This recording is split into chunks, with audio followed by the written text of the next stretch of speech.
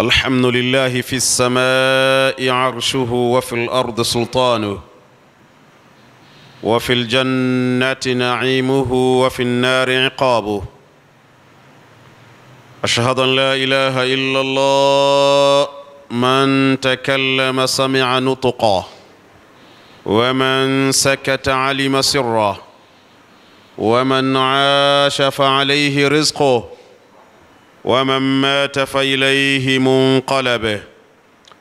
أشهد أن سيدنا ونبينا محمد صلى الله عليه وآله وسلم خير الأستاذ الذي عرفه العالم، وخير معلم الذي كتب عنه تاريخ، وأفضل مخلوق الله الذي شهدته ملائكة السماء، سيد وحبيب أبا القاسم الطاهر النقي، سيد العابدين والزاهدين، سيد الرجال، نبي العدنان، صلى الله عليه وعلى الآل والأصحاب. أما بعد، أيها الجمع الكريم، أحباب وحبابة، أيها المسلمون، يقول الذي على العرش تبارك اسمه المجيد: ولنبلونكم بشيء من الخوف والجوع ونقص من الأموال والأنفس والثمرات وبشر الصابرين الذين إذا أصابتهم مصيبة قالوا إنا لله وإنا إليه راجعون. أولئك عليهم صلوات من ربهم ورحمة وأولئك هم المهتدون. وقال القائل: يا رب إن عظمت الذنوب كثرت فلقد علمت أن عفوك أعظم. إن كان لا يرجوك إلا محسن فبمن يلوذ ويستجير المجرم. أدعوك ربي كما أمرت تضرعا، فإذا رددت يدي فمن ذا يرحمه. ما لي إليك إلا وسيلة والرجاء وجميل عفوك ثم إني مسلم.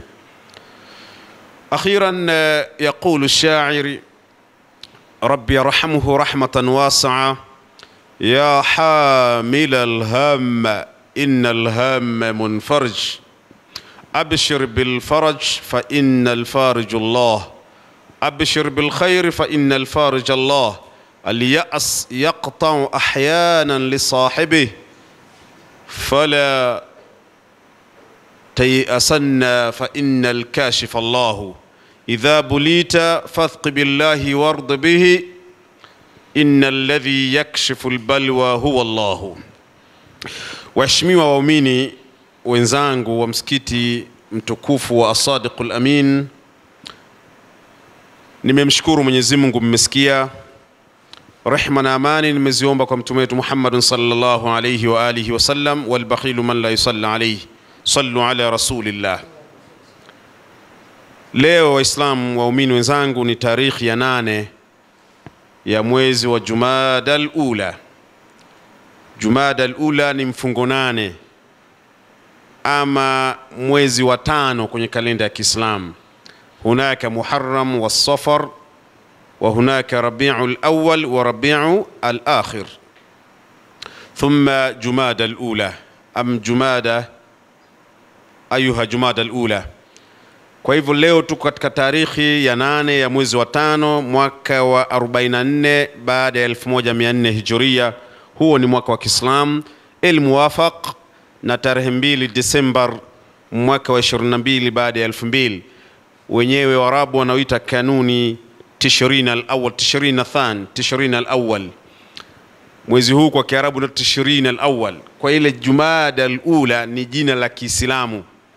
Waislamu ndio tunauita Jumada al-Ula, Waarabu wanaita Tishrin al-Awwal, akhalafu Januari inaitwa Tishrin al-Thani, na zinaendelea mpaka mwisho. Wana miaka yao, wana miezi yao, wana majina yao. Waislamu, kwa heshima, bikuli adabin wa ihtirama, kwa adabu zote na heshima zote, niko mbele yenu kwa dakika kadhaa ambazo tutaishi nanyi kwa khutuba 2 mujarraba. Wa insha Allah, Mungu akipenda, tutajaribu kumalizia na kuakhirisha khutuba ndefu sana ambayo tumekuwa nayo takriban mwezi mzima au mwezi na zaidi ya Ijumaa 4. ambayo kwa makusudi kabisa tuliamua kuileta mbele yenu na kuiweka wazi na kuikariri, yani kuirudia ili yule ambaye alipitwa aweze kukumbuka na yule ambaye hakuelewa aelewe uzuri. Ile kukariri ilikuwa ina makusudi. Ilikuwa ina makusudi kwa sababu ya umuhimu wa hutuba yenyewe, inagusa maisha ya kila siku ambayo ni maisha ya mitihani.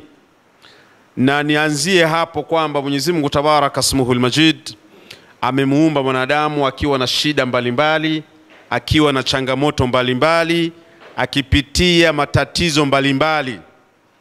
Na hiyo ndio sehemu ya mwanadamu, na hiyo ni taratibu na sunna ama kawaida ya Mwenyezi Mungu kwa wanadamu. Laqad khalaqna al-insana fi kabad. Hakika si vingine mwanadamu ameumbwa katika changamoto mbalimbali. Zinapishana changamoto, lakini zote kwa ujumla wake ni changamoto. Kwa hiyo mtu asije akafikiria changamoto zinatokana na watu. Hapana, ni utaratibu wa Mwenyezi Mungu Tabaraka Ismuhul Majid. Na cha kuzingatia zaidi ndugu zangu, wa hadha usi ala nafsi wa usikum, na hili naomba nijihusie mwenyewe pia na kuwahusieni nyinyi. Mahama kana ashidda, vyovyote itakavyokuwa shida yako, vyovyote itakavyokuwa shida yako ama tatizo lako ama hiyo changamoto ambayo tunavyoiita, vyovyote itakavyokuwa, ni sehemu ndogo sana ya mitihani. Yani huo mtihani ulionao ni sehemu ndogo sana. Yani lile mtihani lote hujapewa, umepewa sehemu ndogo sana. Iwe ni maradhi, ni sehemu ndogo sana ya maradhi. Iwe ni ulemavu fulani ulionao, ni sehemu ndogo sana katika ulemavu.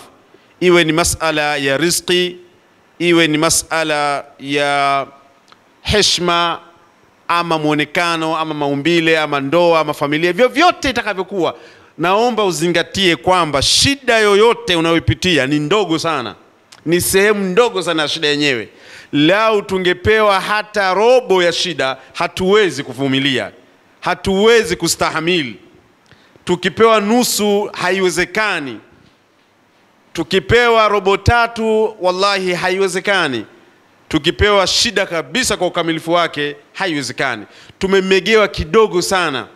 Yani kama ni tunda limegawiwa mara nyingi sana, zaidi ya mara 12, ndiyo shida ambayo unaona unaipitia. Unavyoona unaumia kwenye maradhi hayo, ni sehemu ndogo sana ya maradhi ambayo ungepewa usingestahamili, usingeweza. Ni mtihani, umemegewa kama mtihani kadogo. Mwenyezi Mungu Tabaraka Ismuhul Majid anasema Rabbul ardi was samaa wala nabluwannakum bi shay'in min al-khawf ولنبلونكم بشيء من الخوف والجوع ونقص من الأموال والأنفس والثمرات وبشر الصابرين. Hakika wanadamu tutawapeni mitihani, tutawapeni majaribu mbalimbali, tutawapitisheni kwenye changamoto mbalimbali. Lakini Mungu aliposema kwenye aya hii akasema bishai'in min al-khawf, walaysa wala nabluwannakum ashiyaul khawf, kwamba tutawajaribuni kwa mambo makubwa ya wasiwasi na mitihani. La, alisema bishai'in tena minal khawf, minal khawf, sio bi ashiyai am bi wala nabilwannakum bi ashiya'il khawf, la, minal khawf. Tutawajaribu kwa vitu vyenye hofu kubwa au hofu kamili, hapana. Amesema kwa sehemu kidogo ya wasiwasi, sehemu kidogo ya mitihani, sehemu kidogo ya majaribu. Naomba nirudie tena kwamba cha kuzingatia ndugu zangu, wakati tunakwenda kumalizia hutuba yetu hii mujarrab hutuba kunt, kila mtu changamoto yake anayopitia basi ni sehemu ndogo sana ya mtihani. Yani bado mapenzi ya Mungu ni makubwa sana kwako, bado huruma ya Mungu ni kubwa sana kwako, bado msaada wa Mungu upo sana kwako, bado ukaribu wako na Mwenyezi Mungu hajakutelekeza kwa maradhi ulionayo. Mungu hajakutelekeza kwa sababu huna kazi. Mwenyezi Mungu hajakutelekeza kwa sababu una mitihani unayopitia, hapana. Amekupa sehemu tu, wabashir sabirin. Hiyo ni mada nyingine ambayo inaweza ikazungumzwa. Ndugu zangu, wiki iliyotangulia tuliweka mfano mzuri, tawaqafna inda almar'a as-saliha as-sahabiyya al-jalila. Tulisimama kwa dada, kwa mwanamke shujaa, mwanamke mcha Mungu, sahaba wa kike huyu akiitwa Khawla binti Tha'laba. Huyu dada ana mambo makubwa na mazito katika Uislamu na ni sehemu ya aya, yani ni miongoni mwa watu ambao aya ama Qur'ani imeshuka kwa ajili yao. Wapo watu wachache na yeye ni miongoni mwao. Aya nzima, aya 8 katika sura ya 58 yenye aya 22, aya 8 zimeshuka kwenye tukio lake. Mwenyezi Mungu inshallah radiyallahu anha wa radiya anha wa radiyallahu anha, Mwenyezi Mungu awe naye radhi dada huyu kwa khairi kubwa aliyoitanguliza kwenye Uislamu. Khawla binti Tha'laba, mwanamke ambaye Mwenyezi Mungu alimsikia kutoka mbingu ya 7. Maneno aliyokuwa akiyaongea yalikuwa hayasikiwi na mtu yoyote alipo jirani. Kwa uthibitisho wa bibi Aisha, alikuwa jirani lakini hakuweza kusikia mashtaka yule dada akimshtakia Mwenyezi Mungu tabaraka ismuhul majid. Huyu dada kwa kuweka kumbukumbu vizuri, Hansad wakati wa Mtume Muhammad sallallahu alayhi wa alihi wasallam ulipita akiwa hai, yani Mtume aliondoka duniani akabakia Khawla akiwa hai. Akaja khilafa ya Sayyidina Abu Bakar Siddiq. Sayyidina Abu Bakar alipokaa kwenye utawala wake, huyu dada alikuwa hai. Abu Bakar akafariki, dada akabakia hai, Khawla binti Tha'laba. Akaja kwenye utawala wa Sayyidina Umar ibn al-Khattab radiyallahu anhu wa radiya anhu, akawepo yule dada Khawla binti Tha'laba. Siku moja kana Umar radiyallahu anhu yazuru fi ba'dhi sikak al-Madina. Siku moja Sayyidina Umar alikuwa anapita kwenye mitaa na viunga vya mji wa Madina. Akafika pahala, alikuwa na msaidizi wake, alikuwa anatembea na msaidizi wake au mlinzi wake anaitwa Jarudi sio Jarudi mshambuliaji wa Ufaransa, ni jina tulimeoana. Yule Jarudi hapana, sio huyu. Jarudi ni wakati wa Umar ibn al-Khattab radiyallahu anhu. Anatembea naye, wamefika pahala wakamkuta mzee, bibi kizee tunawaita, bibi kizee ajuza. Bibi kizee ameinamia barabarani, anatembea kwa kujivuta.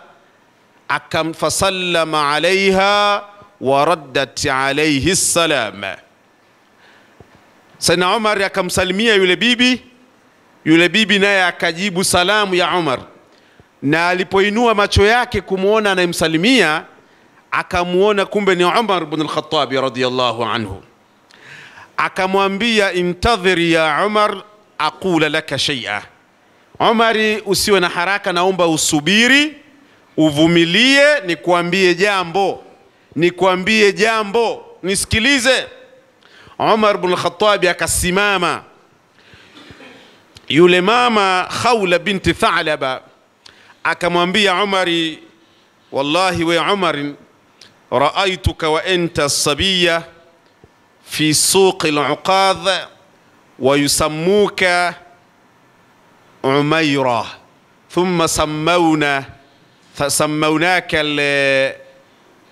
Umar thumma asbahata amir al-mu'minin Umar fattaqillah ya Umar fattaqillaha fi ar-ra'iyya. Yule mama anamwambia Sayyidina Umar ibn al-Khattab radiyallahu anhu kwamba wewe Umari, nilikuona ukiwa bado kidogo sana, ulikuwa bado kibwana mdogo sana, ukiwa dogo, nilikuona ukiwa dogo, ukiwa mtoto. Tena ulikuwa unachunga kondoo karibia na soko linaitwa Uqadha, soko maarufu sana la wakati huo Makkah.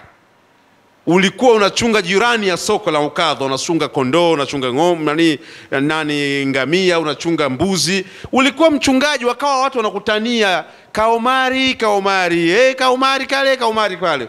Kunta yasummunaka Umayra, walikuwa wanakuita Kaumari. kisha baadaye ukaitwa Omari. Leo unaitwa Amirul Mu'minin, unaitwa Amirul Mu'minin Umar ibn Khattab. Mwenyezi Mungu amekutoa from nothing. Mungu amekutoa kwenye zero. Mungu amekutoa, Allah tabaraka ismuhul majid rabbul ardi was samaa, amekutoa kwenye zero, amekutoa kwenye hamna, mpaka sasa umekuwa ni Amirul Mu'minin, kiongozi wa umma, kiongozi wa jamii kubwa, kiongozi wa dunia. From nothing to something, kutoka kwenye hakuna mpaka kwenye kuwa na kitu kikubwa cha uongozi.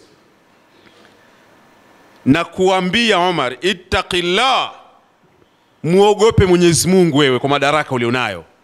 Muogope Mwenyezi Mungu kwa cheo ulichonacho. Mche Mwenyezi Mungu kwa nafasi ulionayo. Kuwa makini sana na watu unaowaongoza. Usiwe mbaguzi, usiwaonee watu, usipendelee, usidhulumu, kuwa mwadilifu. Fanya yale ambayo yatakufanya Mwenyezi Mungu tabaraka ismuhul majidu ashushe msaada wako kwako. Fanya yale ambayo shaitan atakuona ni adui yake. Shaitani yafirru anka, shaitani atakukimbia. Usimwangalie mtu kwa muonekano, usimchukulie mtu, usidharau dhambi wala usidharau maasi. Yule mama anamwambia, bibi kizee anamwambia kiongozi wa dola ya Kiislamu anaitwa Umar ibn al-Khattab radhiyallahu anhu, anamwambia usidharau mambo mema, usidharau khairi yoyote. Hata kama unaiona inasimamiwa na mtu wa kawaida, ifanye kama unaweza, na usidharau dhambi yoyote. Huwezi ukajua Mungu wa hasira zake ameziweka wapi. Lakini usimdharau mtu yoyote, usimdharau mtu kwa muonekano. Na hii ndio tabia tulionayo ndugu zangu. Hapa naomba nikae kidogo. Tabia tulionayo wengi wetu ni kumhukumu mtu kwa muonekano. Mara nyingi mtu anavovaa ndivyo anavohukumiwa. Mtu alivyoongea, maskini hajui Kiswahili vizuri, unamchukulia ni mshamba, hana faida na wewe. Na kuambieni ndugu zangu Waislamu, na haya mnayajua sana nyie, hakuna mtu asiyekuwa na faida, hakuna mtu asiyekuwa na msaada hapa duniani. Hivyo unavyomuona hawa wanaozibua vyoo, hawa matopa nini, hawa ni watu muhimu sana. Bila hao, laulahum, kama sio wao, tungisingekuwa tunakaa tumetulizana hivi. Vyoo vingekosha jaa huko, vinamwaga harufu, uchafu, sio vipindupindu, madudu yanatembea. Lakini kwa kuwa tunawaona wale wahovyo kabisa, wa chini sana, wale ndio wanaotupa raha ya kusikia mtu unakula pilau bila kutema mate, mtu unapita pahala bila kujisikia kubinya pua. Ni kwa sababu ya wale wanaoshika vinyesi. Wale watu muhimu sana. Kuwepo kwao ndio salama ya dunia, ndio raha ya matajiri kuendelea kuenjoy utajiri wao. Hakuna mtu ambaye anatakiwa dharauliwe. La tahtaqaranna ahadan fala'allahu 'abdun min ibadillah. Usimdharau mtu, huwezi ukajua huyo ndio kipenzi wa Mungu, wewe macho yako hayaoni. Kwa hivyo Umar ibn al-Khattab radhiyallahu anhu, katika nasaha za yule dada aliyesababisha kushuka kwa aya 8 katika surati al-Mujadala, siku moja alipokutana naye alimwambia nasaha hizo. Na hizi nasaha zinakuwa ala kulli faradin wa jamaat. Hii nasaha ni kwa kila mmoja wetu. Sio umnyime 1000 na kumtukana kunuka kwake, haiwezekani. Kwa hivyo huyu mama anamwambia Umar ibn al-Khattab, wewe ni kiongozi, mche Mungu, muogope Mungu, usiwe mbaguzi, usidharau watu. Mwenyezi Mungu amekupa heshima hii hapa, hakikisha heshima hiyo unafika nayo salama kwa Mwenyezi Mungu tabaraka ismuhu. Sasa alipokuwa anaongea yule dada hivi, yule Jurud akamwambia, ya Umar, ya Amir al-Mu'minin, tunaweza tukaondoka kwa sababu huyu mama anatuweka tu hapa, anatuwekea usiku, anaanza kusema hakujui vizuri huyu.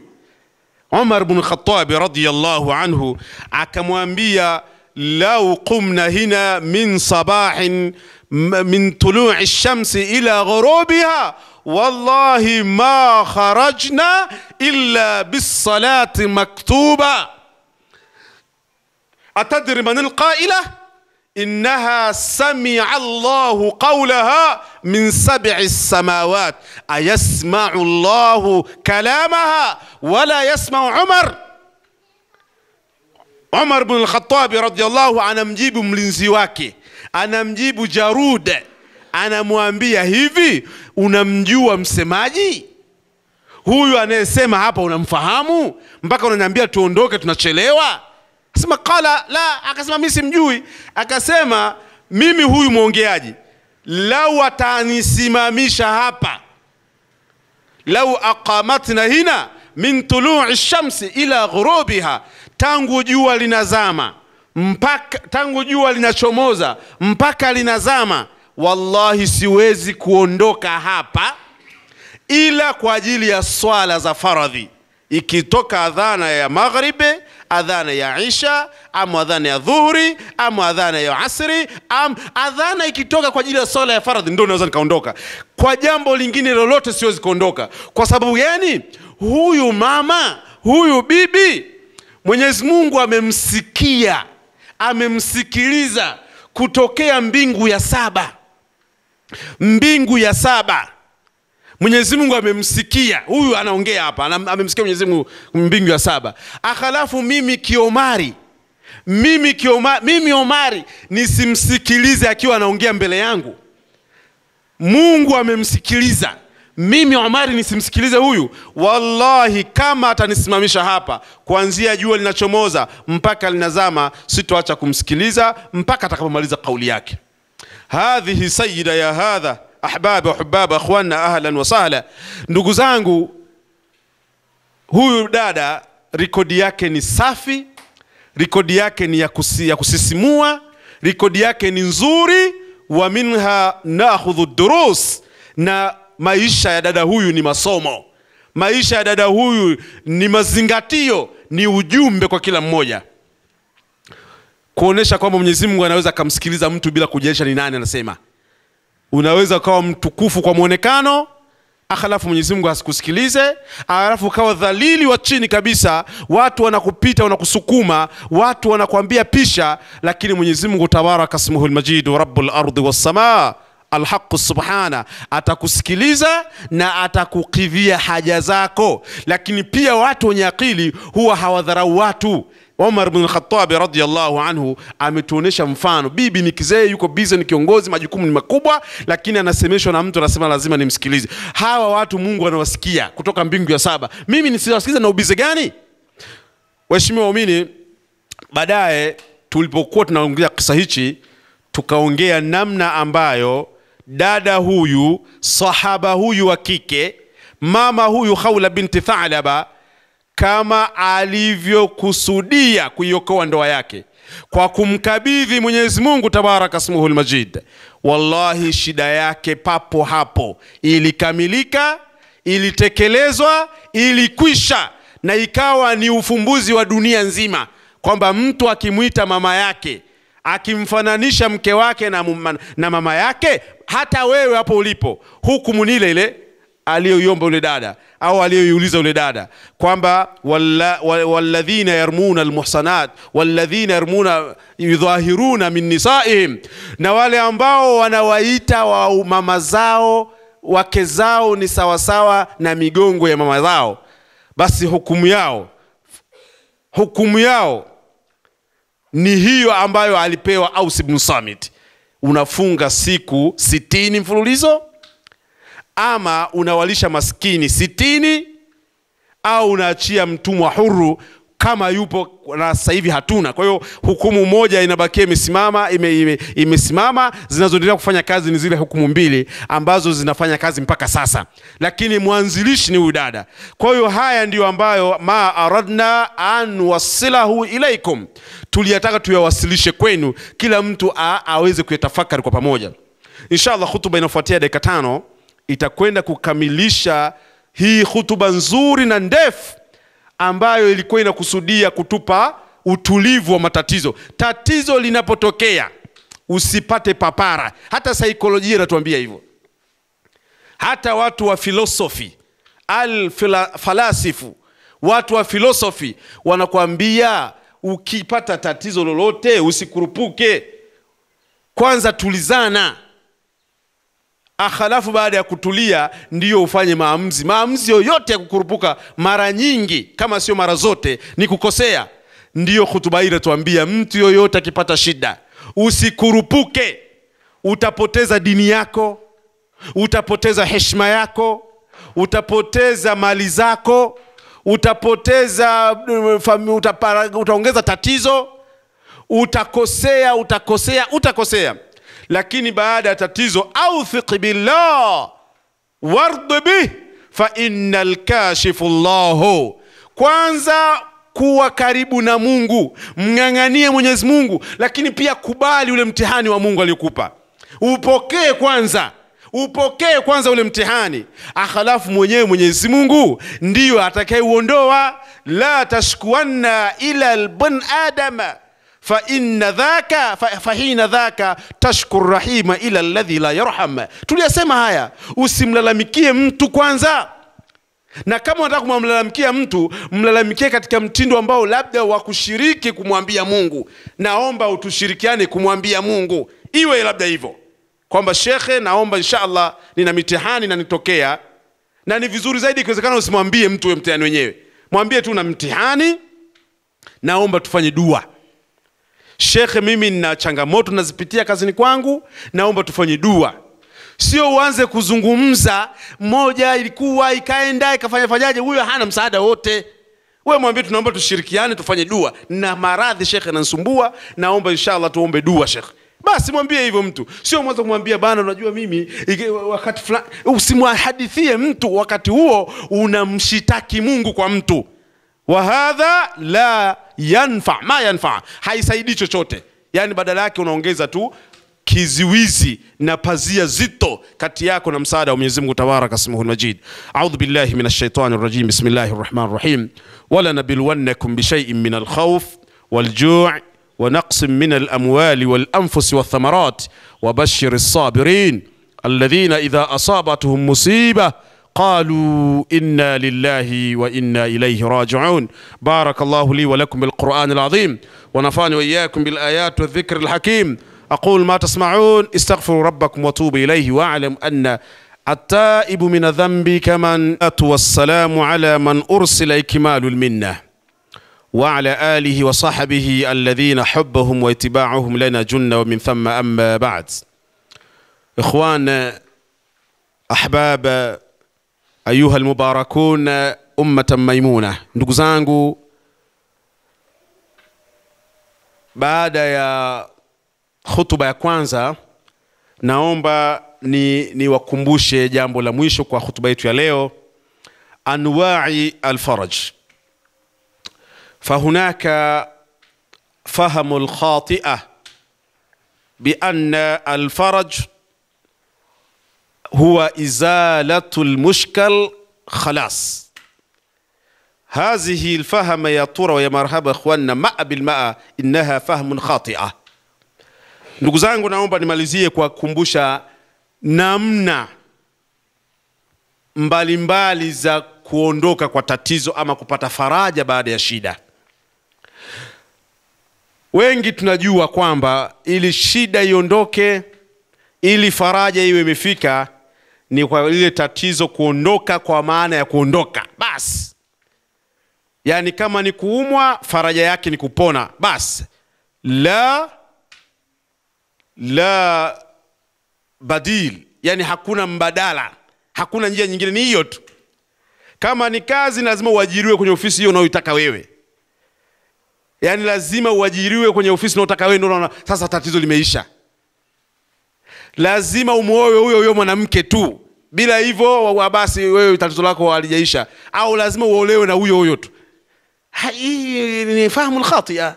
Hii ni uelewa mbaya wa mambo shekhe. Wewe shida yako ni kweli kumuoa yule dada, ni kweli kuolewa na yule bwana, lakini kitokee imeshindikana, utapata mume mwingine, hiyo nao ni faraja. Kwa hivyo nilikuwa nataka niwaweke sawa. Tulipokuwa tunazungumzia hutuba ya likulli shidda faraj, kila shida ina faraja yake, tulikuwa na maana pana sana, na ukiifuatilia utagundua ni kweli kabisa ina maana pana sana.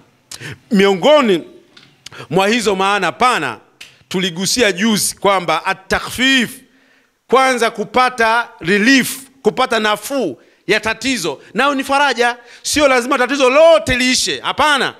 Qad tajidu takhfif wa laysa bilkulliya, unaweza ukapata nafuu tu, sio kwamba tatizo lote liondoke. Hiyo nayo ni faraja. Kama mtu ulikuwa haupati milo 3 kwa siku, akhalafu Mwenyezi Mungu akadiria ukaanza kupata milo 2 mizuri mubasharatan iliyokamilika, shekhe, usinganganie mpaka lazima ile faraja yako ina mpaka mlo wa 3 upatikane ndio umepata faraja. Hii shekhe ni ukorofi. Tena ukorofi wenyewe unafanya na Mungu. Maana kama unataka kupambana ama unataka kumuoneshea kukomoana naye, unataka kupanga msuli na Mwenyezi Mungu kwamba nilivyopanga lazima iwe vile vile, hapana. Unaweza ukataka ajira kwenye ofisi fulani, lakini ikashindikana, ikaja masika, ukalima mpunga, Mungu katia baraka, mvua ikawa ya neema, ikawa mvua ya baraka, ikawa mvua ya mazao, mvua ya mavuno, ukafanikiwa kuvuna gunia 800 za mpunga, ukaanzia biashara, ukawa muuza, ukawa dila wa mchele katika mji, ukapata mafanikio makubwa, ukajenga paka magorofa. Sasa usifikirie kwamba tatizo lako lilikuwa ni kupata ile kazi, tatizo lako lilikuwa ni kupata maisha mazuri.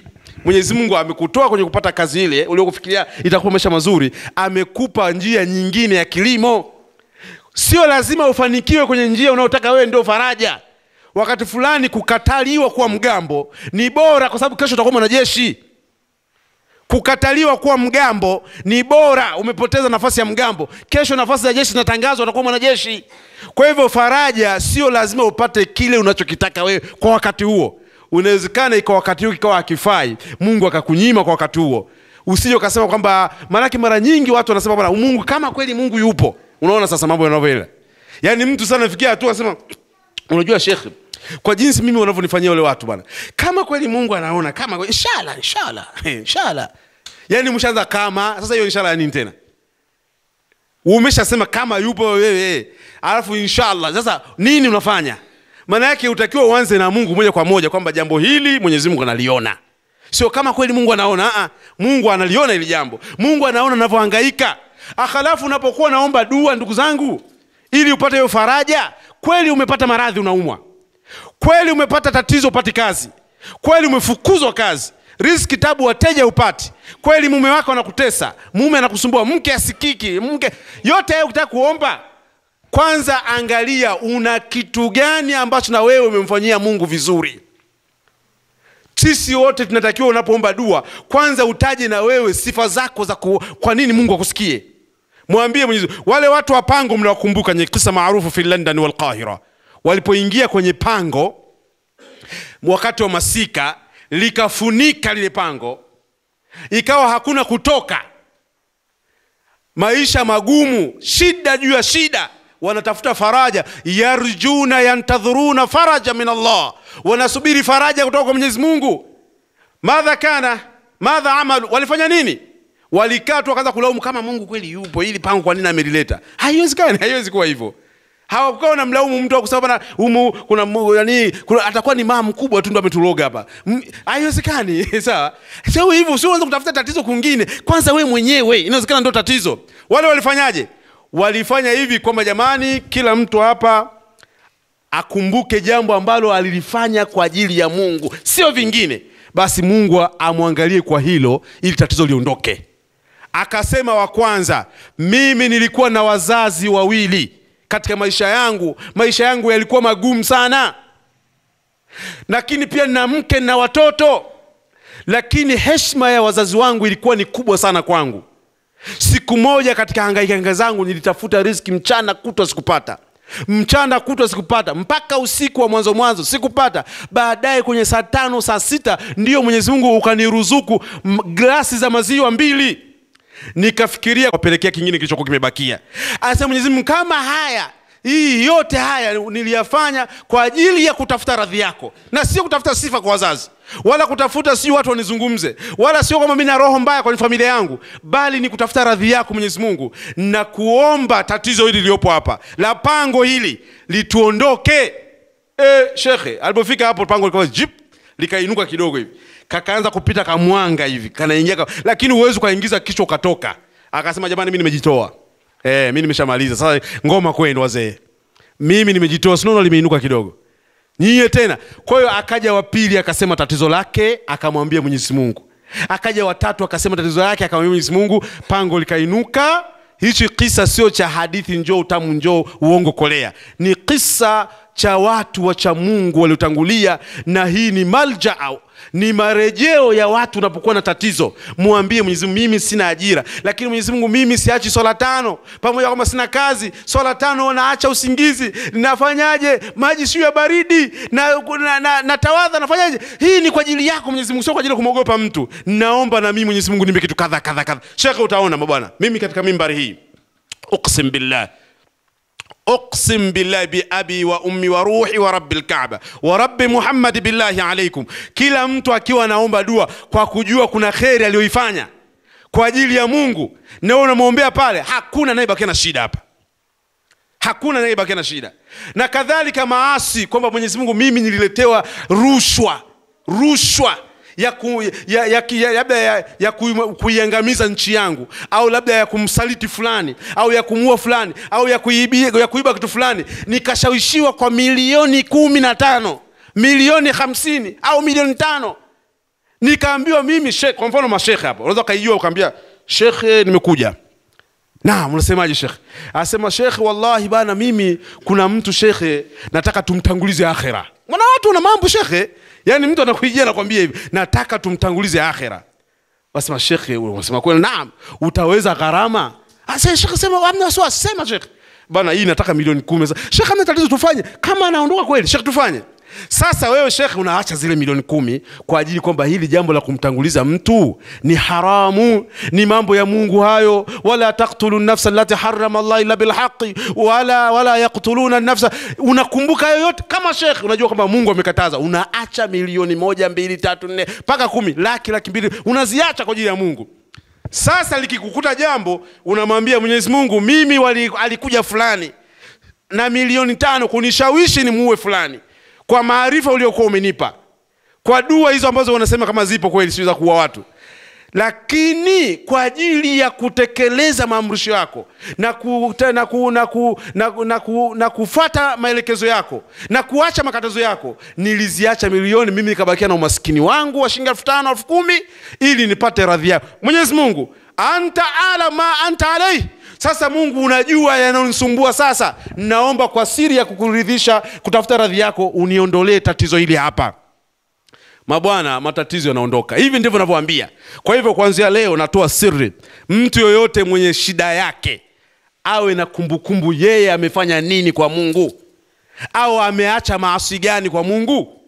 Katika wale mabwana wale, kuna mmoja alisema hivi, mimi nilikuwa na mtoto wa baba mdogo, binti mzuri, mlimbwende, binti mnyange wa hali ya juu, maugujiga mnao hologalikum kila huwe, binti anatikisa anaita nyuma, taal kaituhurak, njoo ungue, mambo makubwa. Asema mimi nikafikia hatua nikamtamani sana, nikamdanganya mpaka nikampata, tukapanga ahadi kwenda kukutana pahala kwenye lodge, kwenye guesti, ama kwenye geto la swaiba la mshikaji, au sehemu yoyote ambayo unaweza kufanya jambo. Tulipofika kule, nimeshakaa karibu kabisa ya kutekeleza lile jambo, nikakumbuka kwa Mwenyezi Mungu, wewe ndio umeharamisha ile jambo, na yule dada mimi nimeshamdanganya, hana tena ujanja.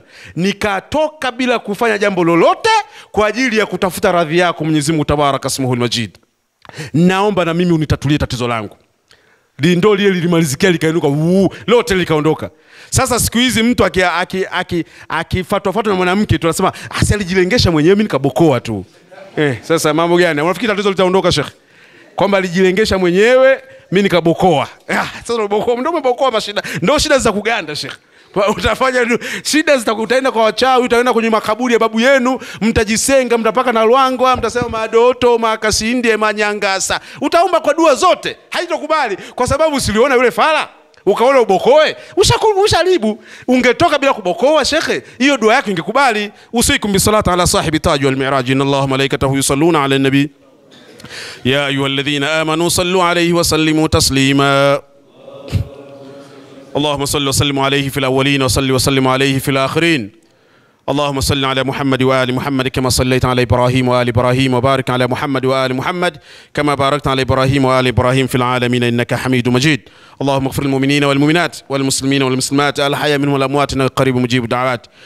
ربنا آتنا في الدنيا حسنة وفي الآخرة حسنة وقنا عذاب النار. اللهم إنا نسألك الجنة وما يقرب إليها من قول وعمل، ونعوذ بك ربنا من النار وما يقرب إليها من قول وعمل. اللهم استرنا فوق الأرض وتحت الأرض ويوم العرض عليك.